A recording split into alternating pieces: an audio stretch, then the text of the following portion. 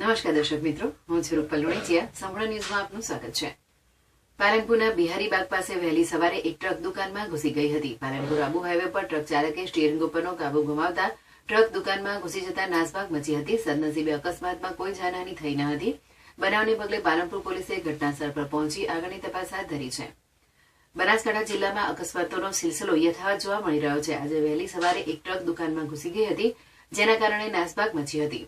રાજસ્થાન તરફથી અમદાવાદ તરફ જતી ટ્રક પાલનપુર જૂના ચેકપોસ્ટથી એરોમા સર્કલ તરફ જતા અધવચ્ચે ટ્રક ચાલકે સ્ટીયરિંગ ઉપરથી કાબુ ગુમાવ્યો હતો, જેના કારણે ટ્રક રોડ નજીક આવેલી દુકાનમાં ઘૂસી ગઈ હતી.